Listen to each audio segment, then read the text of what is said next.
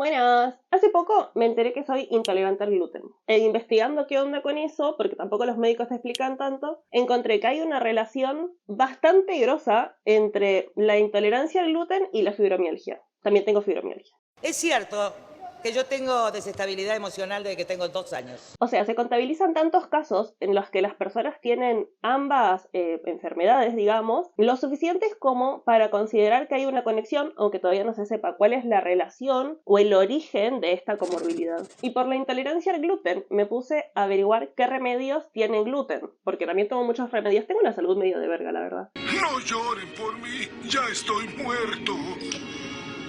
Y encontré que hay una relación bastante grande entre las personas que consumen omeprazol y la celiaquía. Y quedé flayada de cómo cosas que aparentemente o a grandes rasgos no tienen nada que ver entre sí, terminan teniendo alguna conexión en nuestro sistema, ¿no? Tanto así que llegué a esto. Hay relación entre el Alzheimer y la salud bucal. Y te lo voy a contar.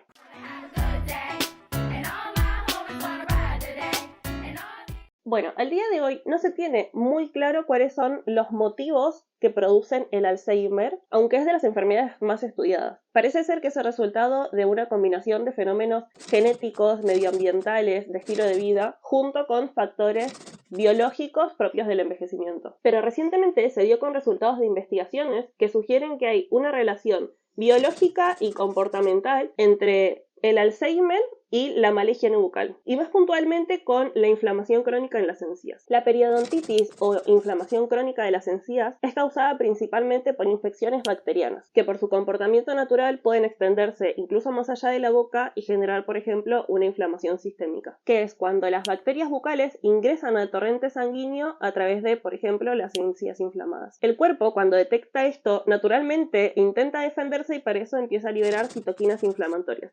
No me voy a poner a explicar muy técnicamente esto porque no creo que venga el caso. Igual abajo les voy a dejar un estudio por si les interesa leer más. Pero básicamente estas moléculas pueden atravesar la barrera hematoencefálica y terminar generando una inflamación en el cerebro. El caso, se encontró en estudios realizados en el cerebro de personas con Alzheimer la presencia de esta bacteria, ¿no? Que está relacionada con la periodontitis, que podría sugerir precisamente una migración de este tipo, ¿no? Que venimos hablando. La bacteria que más estuvo resonando en estos estudios es la Porphyromonas gingivalis, que es precisamente una de las bacterias principales en la periodontitis. La presencia de esta bacteria en el cerebro puede producir deterioro neuronal por la inducción de estrés oxidativo. Y es que esta bacteria en particular es conocida por sobrevivir en terrenos que de pronto serían nocivos para otras bacterias y atravesar el tejido. Por esto suelen ser responsables de las infecciones en las encías, por ejemplo.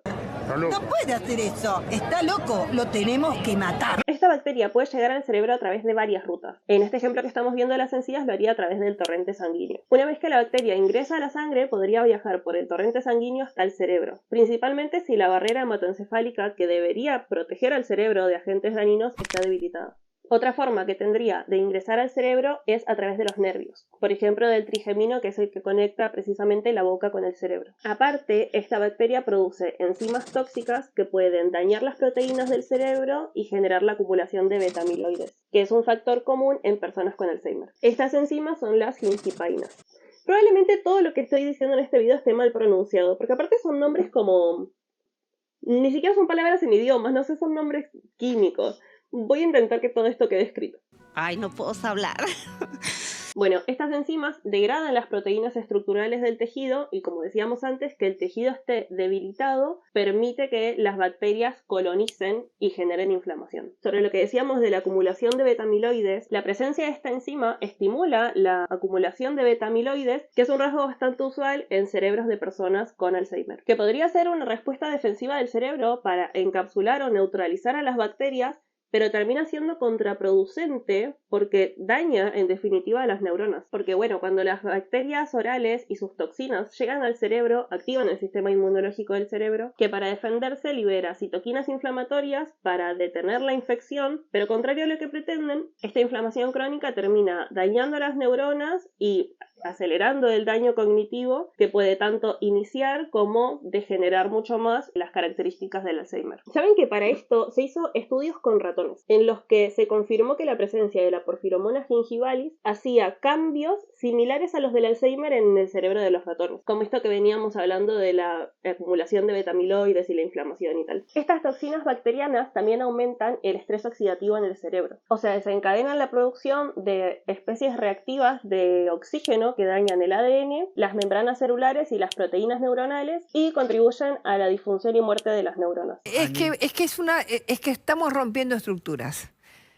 Vamos a hacer estructuras distintas, que van a, digamos, que no van a... ¿Viste cuando vos decís, Por otro lado, el desbalance microbiano bucal, que es básicamente el desequilibrio de los miles y millones de microorganismos que conforman la microbiota, puede provocar a su vez un desbalance en la microbioma intestinal, lo que afecta directamente al cerebro provocándole inflamación y riesgo de enfermedades neurodegenerativas. Aparte de que la llegada de las bacterias al cerebro también podría darse por una migración a través del nervio trigemino o la circulación, como veníamos viendo antes.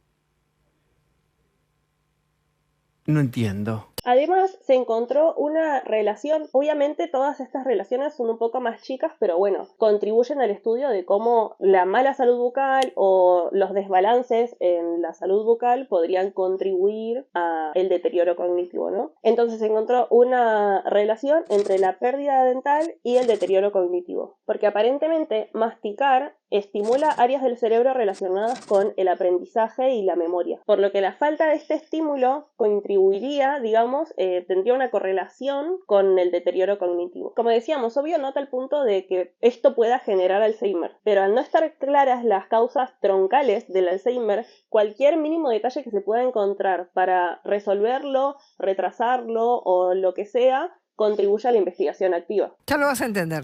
Por ejemplo, vieron que decíamos que uno de los 3 factores de riesgo del Alzheimer era el estilo de vida. Y la pérdida de piezas dentales podría llevar a una peor nutrición por, bueno, la limitación de alimentos que podemos consumir, lo que entraría en este aspecto del estilo de vida, ¿no? Escúchame, Angelito.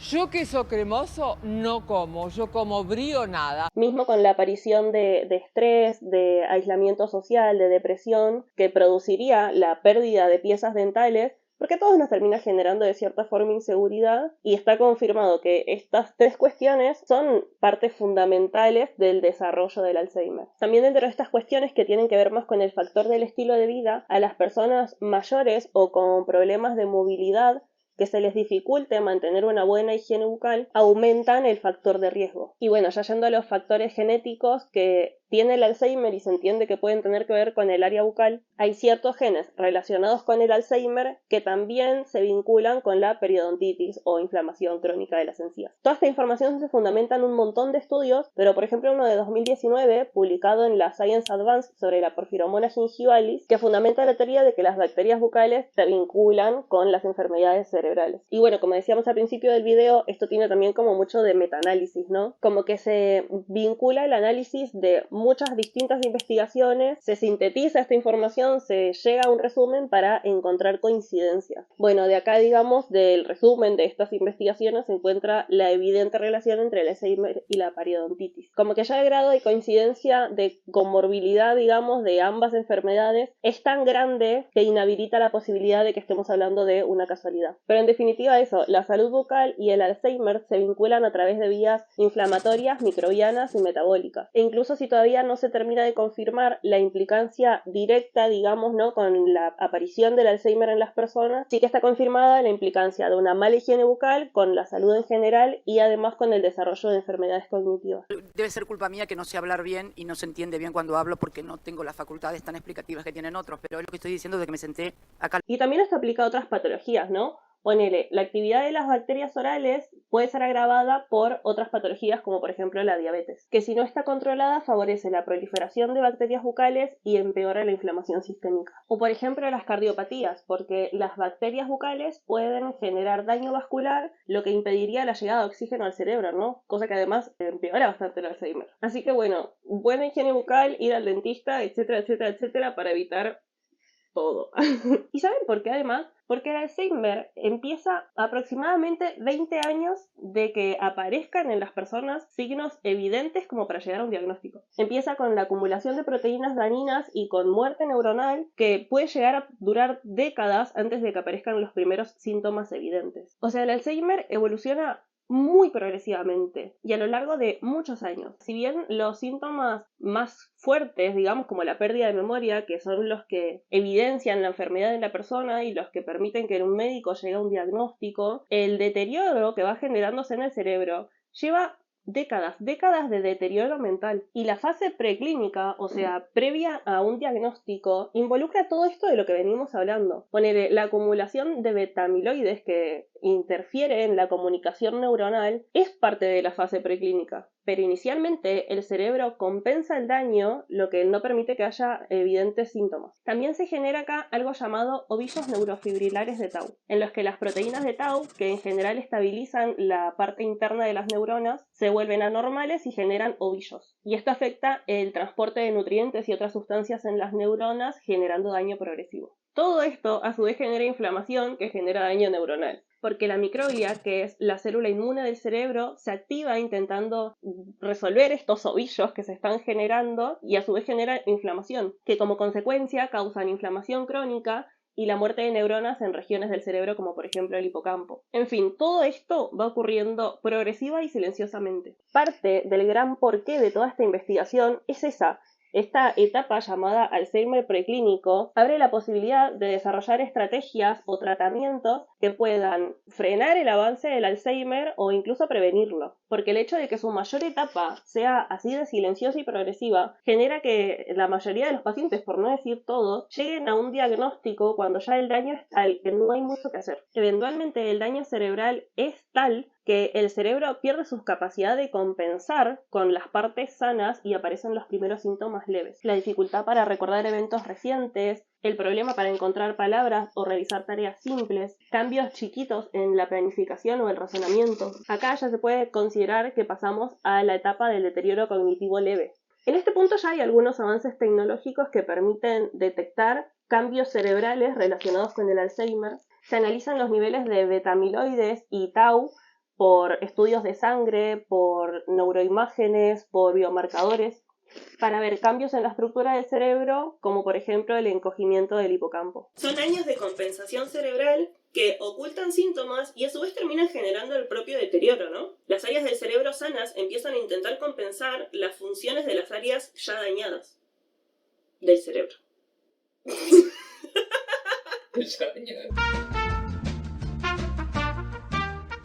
Como dato, las personas con mayor grado de educación o un estilo de vida mental más activo tienen mayor capacidad para compensar las áreas del cerebro que están dañadas, pero a su vez están ocultando mejor los primeros síntomas, ¿no? El daño cognitivo que se está generando. Que suena re positivo, pero esta compensación por la reserva cognitiva que tiene permite que se oculten los síntomas por muchos más años. Como que quise despedirme con un dato alentador y me puse ready. Pero bueno, eso. Cuídense, vayan al médico. Voy a hacer lo que se me cante el ojete. Y a los que están investigando enfermedades y cosas en general, gracias. Posta. Gracias. Y ahora quiero ir a un corte yo, porque voy a llorar. Y después sigo. Gracias también, como siempre, a los que comentan, dan like, se suscriben, me siguen acá y acá y acá. Y a los que compran mi emprendimiento también, gracias. Los quiero. Bueno, y déjenme acá, en los comentarios, las canciones favoritas de Taylor, así armamos una playlist.